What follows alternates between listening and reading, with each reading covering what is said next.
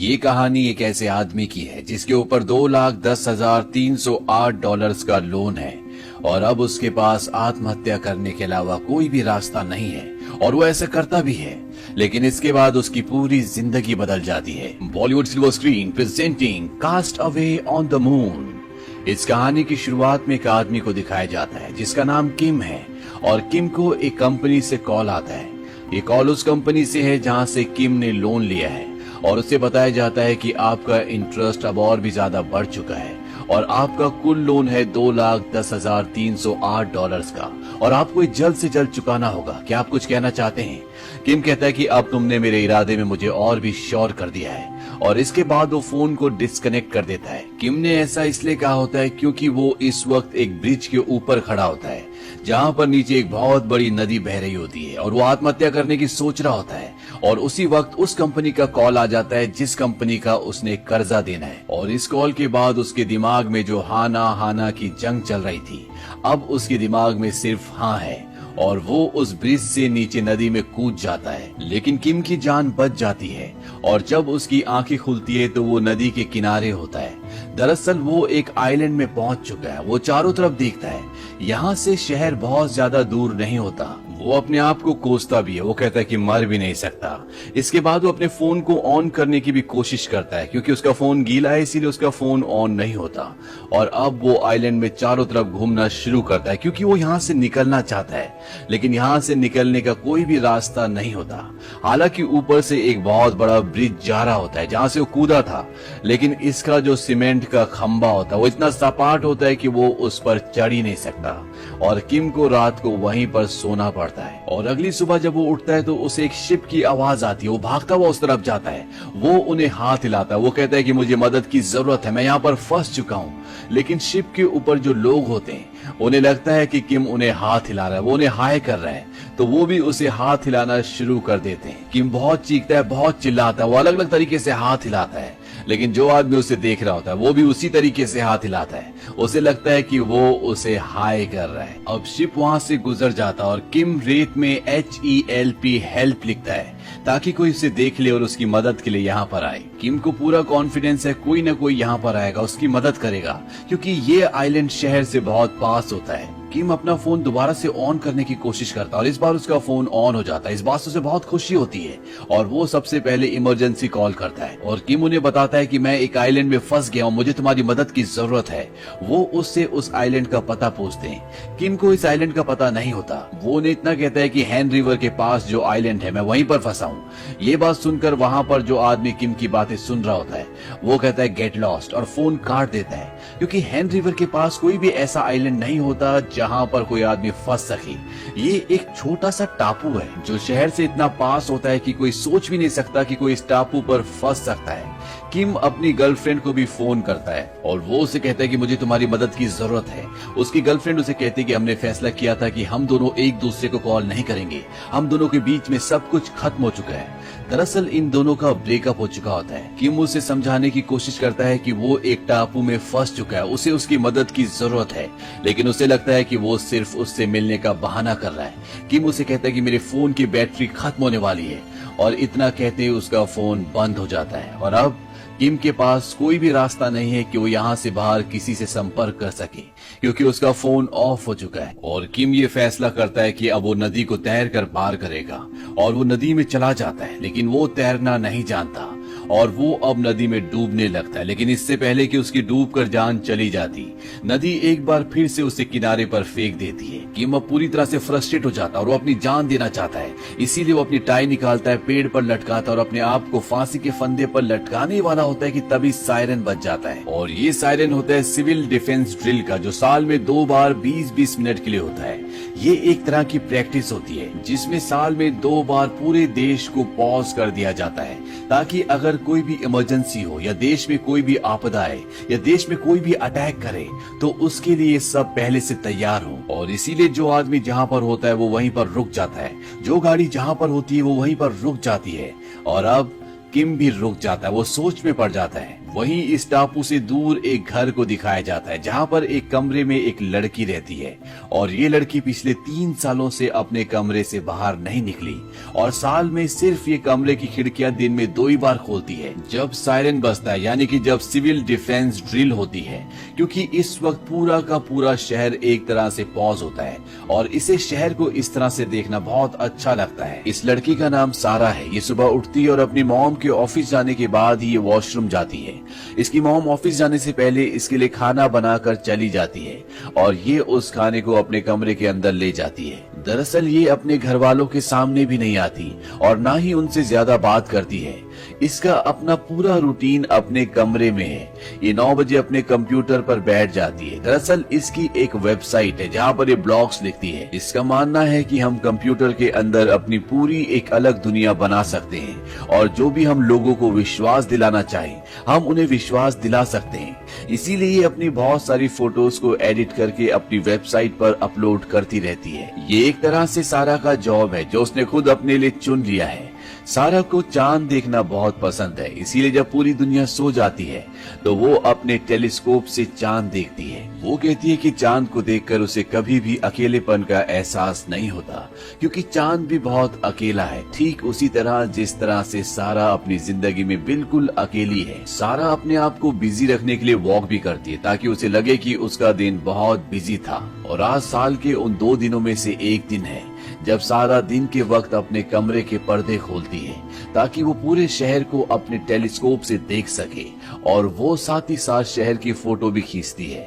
और जब वो बाहर देख रही होती है तभी उसकी नजर आइलैंड पर जाती है और जब वो आइलैंड को जूम कर कर देखती है तो वहां पर हेल्प लिखा होता है और ये हेल्प लिखा होता है किम ने। उसे लगता है ये किसी एलियन का काम है और जब वो पूरे आइलैंड को अच्छे से अपने टेलीस्कोप से देखती है तो वो देखती है कि वहां पर किम अपनी जान देने के लिए फांसी लगाने वाला होता है, लेकिन इस ड्रिल की वजह से वो भी पॉज हो गया होता है और उसकी जो सुसाइड करने की स्टेट ऑफ माइंड होती है वो भी उसके दिमाग से अब चली जाती है। वो कहता है सुसाइड तो मैं कभी भी कर सकता हूँ और अब वो सुसाइड नहीं करता। वहीं दूसरी तरफ सारा को दिखाया जाता है कि उसे रात भर नींद नहीं आती। उसे लगता है कि वो आदमी जिंदा होगा या मर गया होगा और वो अपनी दूरबीन से एक बार फिर से देखती है और वो देखती है कि वहाँ पर किम जिंदा है। वो शहर की तरफ देखकर चीख रहा है, चिल्ला रहा है, क्योंकि इस शहर ने उसे दुख के अलावा कुछ भी नहीं दिए, इसीलिए वो शहर को गालियां दे रहा होता है। अब किम को यहाँ पर भूख लग जाती है और जब वो आइलैंड में इधर उधर सर्च करता है तो उसे वहाँ पर फूल दिखते हैं। ये वो फूल थे जो किम बचपन में खाया करता था। वो कहता है कितने साल हो गए मैंने इन फूलों को नहीं खाया और जब वो उन फूलों को खाता है तो उसे बहुत रोना आता है क्योंकि उसे अपना बचपन याद आ जाता है। शायद उसे वो दिन याद आ जाते हैं जब किसी पल में वो खुश था, लेकिन सिर्फ और सिर्फ फूल खाने से उसका पेट नहीं भर सकता। इसीलिए यहाँ पर उसे जंगली मशरूम दिखती है। हालांकि ये जहरीली भी हो सकती है लेकिन उसे इसकी कोई परवाह नहीं होती, इसीलिए वो मशरूम भी खा लेता है। उसके पास पीने के लिए यहाँ पर नदी का पानी है, लेकिन अब वो सोचता है कि उसे प्रोटीन की जरूरत है, इसीलिए वो नदी में मछली पकड़ने की कोशिश करता है और बहुत कोशिश करने के बाद भी वो मछली का एक बच्चा भी नहीं पकड़ पाता।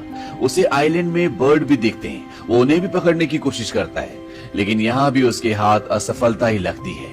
और अब उसके पास एक और ऑप्शन है। पेड़ के ऊपर बर्ड्स के घोंसले हैं। उसे एक घोंसला दिखता है जिसके अंदर अंडे भी हैं, लेकिन किम को पेड़ के ऊपर चढ़ना भी नहीं आता। फिर भी वो कोशिश करता है और जब वो थोड़ी सी ऊपर चढ़ता है तो ऊपर से एक पक्षी उसके सिर के ऊपर बीट कर देता है और उसे अब सर धोना होगा। किम को यही किनारे पर एक ब्लीचिंग सोडा लिक्विड की बड़ी बोतल मिली होती है और वो उससे अपना सर धोना शुरू कर देता है और कुछ ही मिनटों के बाद वो देखता है कि पानी में कई सारी मछलियां तैरती हुई ऊपर आ चुकी है, यानी कि वो बेहोश हो चुकी हैं। ब्लीचिंग पाउडर ने उन्हें पूरी तरह से बेहोश कर दिया है। इससे वो खुश हो जाता है। उसके पास अब खाने के लिए मछलियां हैं, लेकिन वो मछलियों को पकाने के लिए आग जलाने की कोशिश करता है। वो 2 लकड़ियों को आपस में रगड़ता है ताकि उससे आग पैदा हो जाए, लेकिन बहुत कोशिश करने के बाद भी आग पैदा नहीं होती। और इसके बाद वो अपना लाइटर निकालता है, सिगरेट पीता है और आग जला देता है। दरअसल वो सिर्फ टाइम पास कर रहा होता है, यानी कि उसे टाइम पास करने के लिए कुछ न कुछ चाहिए। अब आग में वो मछलियां पकाने के बाद खाता है और खुद भी बहुत गहरी नींद में सो जाता है, क्योंकि उन मछलियों में अभी भी उस पाउडर का असर होता है। और जब सुबह वो उठता है तो वो देखता है कि वहां पर एक पक्षी भी सो रहा है, यानी कि उस पक्षी ने उन मछलियों को खाने की कोशिश की थी और वो भी बेहोश हो गए। और अब उसके पास खाने के लिए एक और चीज है और वो है जंगली पक्षी। किम को यहीं किनारे पर एक बहुत बड़ी बच्चों की डक बोट भी दिखती है जो शायद खराब होने पर किसी ने पानी में छोड़ दी थी और वो बहकर यहाँ किनारे पर आ गई। वो उसे खींचकर बीच में ले आता है और अब किम के पास सोने के लिए उसका घर भी है। किम कहता है पिछले 7 सालों से वो पैसे बचा रहा था ताकि वो अपना घर खरीद सके, लेकिन वो अपना घर नहीं खरीद पाया। लेकिन अब उसके पास उसकी अपनी रहने की एक जगह है जहाँ पर वो बिना किराए दिए, बिना किसी रोक टोक के सो सकता है, रह सकता है। और ये सब कुछ दूर से सारा अपनी दूरबीन से लगातार देख रही होती है। वो जो कुछ भी करता है सारा हमेशा देखती रहती है। और रेत में जो उसने पहले हेल्प लिखा था, अब वो हेल्प को मिटाकर वहाँ पर हेलो लिख देता है, क्योंकि धीरे धीरे उसे यहाँ पर आइसोलेशन में अच्छा लगना शुरू हो जाता है। यहाँ पर ना उसे कोई परेशान करता है, ना कोई उसे फोन कॉल करता है। वो जैसा जीना चाहता है वैसे जीता है। नदी में बहकर किनारे तक जो चीजें आ जाती हैं, वो उन्हें इकट्ठा करके अपनी छोटी मोटी जरूरतों को पूरा करना शुरू कर देता है। और उसे अब यहाँ पर कई दिन हो चुके हैं और एक दिन वो देखता है कि नदी के पास एक स्टीमर, एक शिप आ रहा है। उसे देखकर वो छुप जाता है क्योंकि वो यहाँ से वापस नहीं जाना चाहता। और जब वो छुप रहा होता है तो उसे वहाँ पर एक नूडल्स का खाली पैकेट दिखता है। वो उस पैकेट को उठा लेता है और वो देखता है कि उसके अंदर अभी भी एक मसाले का पैकेट है। उसके मन में अब नूडल्स खाने की क्रेविंग जाग उठती है और वो ये फैसला करता है कि वो नूडल्स यहीं पर बनाएगा। यहाँ पर जो पेड़ होते हैं, जो उनके बीज होते हैं, वो उनसे नूडल्स बनाने की कोशिश भी करता है। लेकिन कई बार कोशिश करने के बाद भी उसे कामयाबी नहीं मिलती। वो कहता है कि मैंने अगर नूडल्स बना लिए तो मैं जीवन में कुछ भी कर सकता हूँ, लेकिन उसकी सारी कोशिशें फेल हो जाती है। उसे सोते जागते उठते हमेशा उसकी आंखों के आगे सिर्फ एक ही चीज दिखती है और वो होती है नूडल्स। लेकिन उसे समझ नहीं आ रहा होता कि वो नूडल्स बनाए तो बनाए कैसे। और तभी उसके दिमाग में एक आइडिया आता है। वो कबूतर को देखता है और वो देखता है कि जब कबूतर बीट करते हैं तो जो भी वो खाते हैं वो अच्छे से डाइजेस्ट नहीं कर सकते।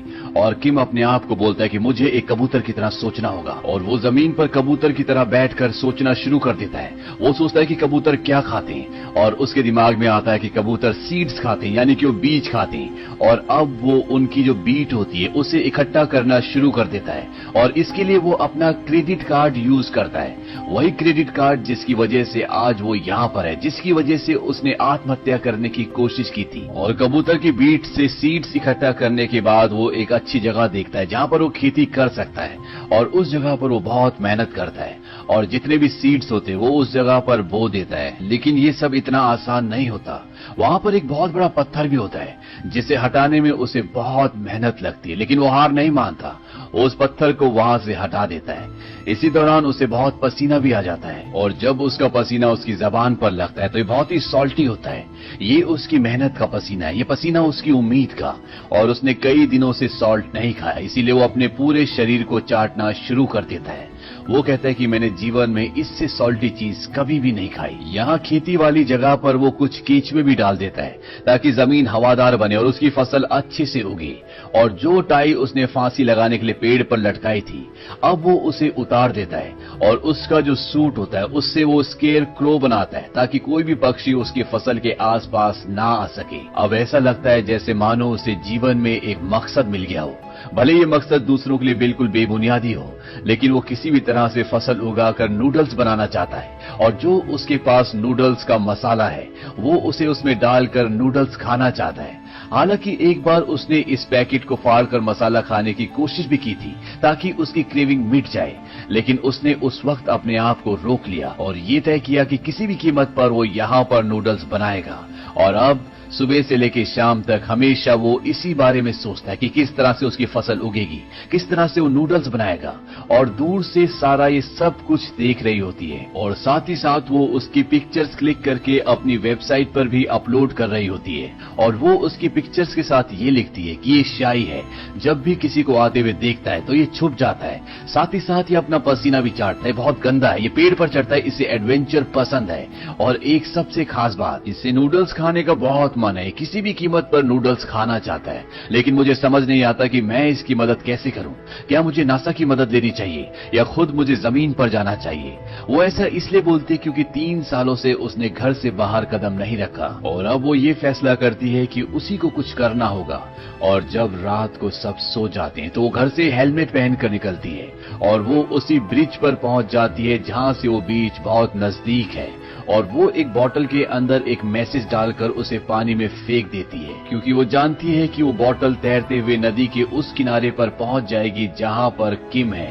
लेकिन काफी दिनों तक उसे वो बॉटल नहीं मिलती।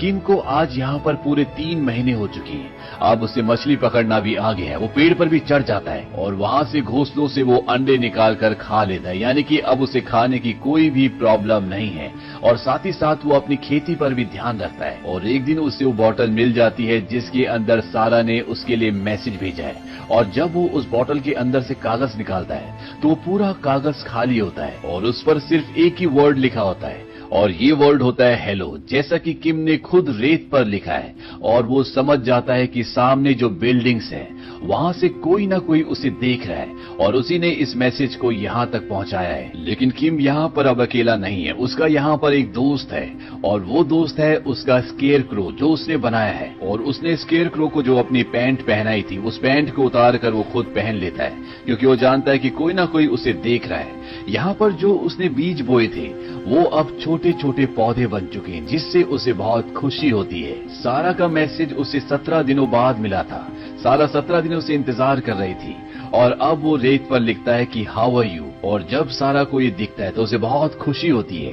सारा की जिंदगी में अब एक नई चीज आई है जिससे उसकी जिंदगी बदलने लगी है। और सारा एक बार फिर से रात को एक घर से हेलमेट पहनकर निकलती है और वो बॉटल में एक और मैसेज डालती है। और जब किम को वो बॉटल मिलती है वो उस मैसेज को पढ़ता है तो उसमें लिखा होता है I am fine thank you and you. Kim भी उसके जवाब में लिखता है फाइन थैंक यू। अब सारा उसे वहां पर नूडल्स पहुंचाना चाहती है, क्योंकि वो जानती है कि उसे नूडल खाने की क्रेविंग है। इसीलिए वो एक डिलीवरी बॉय को ज्यादा पैसे देकर उस आइलैंड के बारे में बताती है और वो वहां पर कई तरह के नूडल्स लेकर पहुंच जाता है। लेकिन किम उसके नूडल्स को एक्सेप्ट नहीं करता और जब वो नूडल्स वाला वापस सारा के पास आता है तो सारा उससे पूछती है कि उसने क्या कहा। वो उसे कहता है कि तुम दोनों अजीब हो। उसने मुझसे कहा है कि ये नूडल्स मेरे लिए एक होप है। दरअसल उसने सारा को ये मैसेज दिया होता है कि जो नूडल्स वो बनाने की कोशिश कर रहा है वही उसके जीने का एक मकसद है, उसके लिए एक उम्मीद है। यहाँ पर किम की जो फसल है अब वो धीरे धीरे उग चुकी होती है और जो बीज उसने बोया होता है वो कॉर्न का बीज होता है। और जब वो उसमें पहला कॉर्न उगते हुए देखता है तो उसकी आंखों में आंसू आ जाते हैं। उसे जीवन में इतनी खुशी कभी भी नहीं हुई। उसे लगता है कि जीवन में उसने कुछ अलग किया है, उसने कुछ अचीव कर लिया है। हो सकता है कि ये बात दूसरों के लिए बहुत छोटी हो, लेकिन किम के लिए ये बहुत बड़ी बात है। किम के जीवन से सारा के जीवन में भी बदलाव आता है और वो पहली बार अपने कमरे से बाहर अपनी मॉम के सामने आती है और वो कहती, क्या आप मेरे लिए कुछ गमले और कॉर्न के बीज ले आएंगी? दरअसल मैं कॉर्न उगाना चाहती हूँ। और ये कहकर वो अंदर चली जाती है।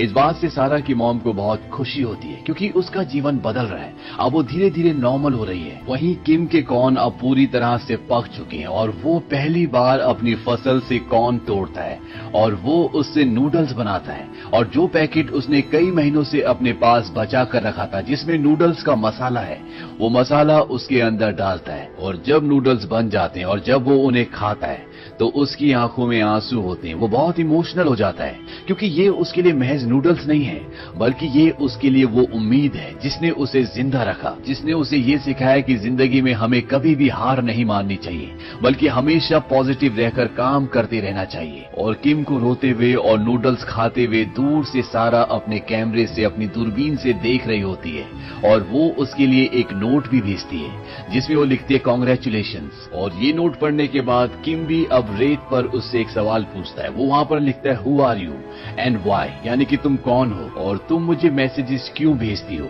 सारा इसे देख लेती लेकिन वो इसका रिप्लाई नहीं करती। वहीं उसकी वेबसाइट पर जहां पर वो किम की स्टोरीज को और अपनी चीजों को शेयर करती है, वहां पर नीचे कमेंट्स होते हैं कि ये पेज फेक है, क्योंकि सारा ने वहां पर जिसकी फोटो लगाई होती है वो खुद नहीं होती, बल्कि उसने किसी और की फोटो लगाई होती है। और वो लोग जो उसे फॉलो करते हैं उसमें से एक आदमी उसे जानता है। दरअसल वो उसकी दोस्त होती है, इसीलिए वो कमेंट में लिखता है कि ये पेज फेक है और वो उसे गालियां भी लिखता है। और साथ ही साथ जितने भी और उसके फॉलोअर्स होते हैं वो भी उसे उल्टा सीधा कहते हैं, जिससे उसकी आंखों में आंसू आ जाते हैं, क्योंकि उसने इसके लिए बहुत मेहनत की होती है और अब लोग उसे झूठा कह रहे हैं, इसीलिए वो डिप्रेस हो जाती है। वहीं आइलैंड पर यह दिखाया जाता है कि किम सारा के मैसेज का कई दिनों से इंतजार कर रहा होता है, लेकिन सारा उसे रिप्लाई नहीं करती। अब किम जब आइलैंड पर अकेला बैठा होता है तो वहाँ पर बारिश होना शुरू हो जाती है और धीरे धीरे ये बारिश एक तूफान का रूप धारण कर लेती है और उसकी सारी फसल इसमें नष्ट हो जाती है और उसकी जो डक बोट होती है जिसके अंदर वो रहता है, जो उसका घर है, वो भी अब पानी में बहना शुरू हो जाती है। लेकिन वो उसे पकड़ लेता है क्योंकि वो किसी भी कीमत पर अपने घर को नहीं छोड़ना चाहता। लेकिन पानी का बहाव इतना तेज होता है कि वो भी उससे छूट जाती है, यानी कि अब उसका सब कुछ तबाह हो चुका है। और अगली सुबह जब सारा अपने कैमरे से, अपनी दूरबीन से उसे देखती तो वहाँ पर वो बिल्कुल उदास बैठा होता है और वो अपना गुस्सा प्रकट करने के लिए वहाँ पर सारा के लिए एक मैसेज भी लिखता है। और तभी उसे पीछे कुछ रिंग होने की आवाज आती है और जब वो पीछे देखता है तो वहाँ पे गवर्नमेंट के 2 एम्प्लॉय होते हैं जो इस जगह को ठीक करने के लिए, साफ करने के लिए आए हैं। उन्हें देखकर किम भागना शुरू कर देता है क्योंकि वो इस आइलैंड से नहीं जाना चाहता। वो भी उसका पीछा करते हैं, लेकिन जब किम और दूर भागता है तो वहाँ पर और भी कई सारे लोग होते हैं और वो किम को पकड़ लेते हैं। वो किम को कहते हैं कि तुम इस आइलैंड पर क्या कर रहे हो, यहाँ पर आना मना है, यहाँ पर कोई नहीं रह सकता। किम उनसे बहुत दरख्वास्त करता है। वो कहता है कि मुझे यहाँ पे रहने दो, मैं यहाँ पे रहना चाहता हूँ। लेकिन वो ऑफिसर्स उसे उसके कपड़े पहनाकर नाव में सवार कर देते हैं और किम से अब उसकी छोटी सी दुनिया जो उसने यहाँ पर बनाई थी वो पूरी तरह से छिन चुकी है और साथ ही साथ वो इस आइलैंड से जा रहा है। इसीलिए वो उस तरफ देख रहा होता है जहाँ से सारा उसे देखती है, क्योंकि यहाँ से निकलने के बाद वो सारा से अब कभी भी कांटेक्ट नहीं कर सकता और ना ही सारा उससे कांटेक्ट कर सकती है। सारा ये सब कुछ देख रही होती है और वो अपने घर से कई सालों से दिन के वक्त बाहर नहीं निकली होती। लेकिन अगर आज वो बाहर नहीं निकली तो किम को हमेशा के लिए खो देगी। इसीलिए वो घर से बाहर निकलती और पागलों की तरह उस तरफ दौड़ना शुरू कर देती है जहाँ पर किम उसे मिल सकता है। किम को वहाँ सड़क पर छोड़ दिया होता है और वो बस का इंतजार कर रहा होता है और तभी वहाँ पर बस आती है और किम जब बस में चढ़ रहा होता है सारा उसे देख लेती है। सारा बस की तरफ भागती है लेकिन तब तक बस चल देती है। हालांकि सारा बस को चेज करने की भी कोशिश करती है, लेकिन कुछ ही पलों में बस उसकी आंखों से ओझल हो जाती है और अब किम और सारा हमेशा के लिए एक दूसरे से अलग हो गए। सारा भी अब अपने घर की तरफ लौटना शुरू कर देती है। इन दोनों की आंखों में आंसू होते हैं और तभी एक अलार्म बजता है और ये अलार्म होता है सिविल डिफेंस ड्रिल का, जो साल में 2 बार बजता है। और इस वक्त पूरा देश 20 मिनट के लिए जहां का तहां फ्रीज हो जाता है और सारा समझ जाती है कि वो बस भी रुक चुकी होगी और वो भागते हुए उस बस की तरफ जाती है और वो बस में चढ़ जाती है। किम उसे ध्यान से देखता है। वो किम के पास जाती है और वो कहती है कि माय नेम इज सारा, हु आर यू। किम उसकी बात का कोई भी जवाब नहीं दे पाता। उसने अपनी जिंदगी में एक बार फिर से होप खो दी थी, लेकिन अब उसकी होप दोबारा से लौट आई है। और तभी एक बार फिर से सायरन बजता है क्योंकि 20 मिनट हो चुके हैं और जैसे बस आगे चलती है तो सारा को एक झटका लगता है। वो गिरने वाली होती है कि किम उसका हाथ पकड़ लेता है और इससे सारा के चेहरे पर भी मुस्कुराहट आ जाती है और ये इस बात का प्रतीक है कि अब ये दोनों हमेशा के लिए एक साथ हैं। और इसी के साथ एक प्यारा सा संदेश देते हुए ये कहानी खत्म हो जाती है। ये कहानी हमें सिखाती है कि हमें जिंदगी में कभी भी हार नहीं माननी चाहिए। जहां किम ने एक छोटे से कर्जे की वजह से अपनी जान देने की कोशिश की, वहीं उसने एक ऐसे आइलैंड पर फसल उगाई जहां पर शायद एक बिलियनियर भी आ जाता तो वो भी फसल ना उगा पाता। अगर हम जिंदगी में पॉजिटिव रहें, शांति से काम करें और अपने काम में पूरी मेहनत करें तो हमें उस काम में सफलता जरूर मिलती है। और जब आप छोटी छोटी चीजों को जिंदगी में अचीव करते हैं तो वो आपके लिए बड़ी चीजों का रास्ता खोलती है। वो आपकी जिंदगी में आपके अंदर कॉन्फिडेंस डालती है। इसीलिए हमें सकारात्मक होकर हमेशा जिंदगी में काम करते रहना चाहिए और अगर जिंदगी में फेलियर भी आए तो हमें उसका सामना करना चाहिए, ना कि उससे भागना चाहिए। वहीं जो सारा की जिंदगी थी वो एक कमरे में पूरी तरह से बंद हो गई थी, लेकिन जब वो देखती है कि किम किसी भी कीमत पर अपनी जिंदगी की होप नहीं खोना चाहता। हालांकि उसके पास नूडल्स आ चुके थे, वो उन्हें खा सकता था, लेकिन वो अपने लक्ष्य को, अपने टारगेट को पूरा करना चाहता था। जो उसने सोचा था, जो करना चाहता था, वो उसे अंजाम तक पहुंचाना चाहता था और उसने ऐसा किया भी। और उसके ऐसा करने से सारा की जिंदगी में भी पॉजिटिविटी आई और उसका जीवन जो एक कमरे में एक मशीन की तरह गुजर रहा था वो भी पूरी तरह से बदल गया। उसे भी जिंदगी में एक नई रोशनी दिखाई दी और बाहर निकलने का जो उसके अंदर फियर था वो उस फियर से बाहर निकली और अंत में उसे उसका प्यार भी मिल गया। और एक और बड़ा मैसेज मैसेज जो ये कहानी देती है वो ये है कि हमें जिंदगी में कभी भी हार नहीं माननी चाहिए। ये जीवन एक प्रेशियस तोहफा है जहां पर आपको हर तरह के रंग और रूप देखने को मिलेंगे और आपको हर एक चीज को पॉजिटिवली एक्सेप्ट करना चाहिए। इस फिल्म का नाम castaway on the moon इसलिए है क्योंकि इस फिल्म में बहुत सारे सीन्स ऐसे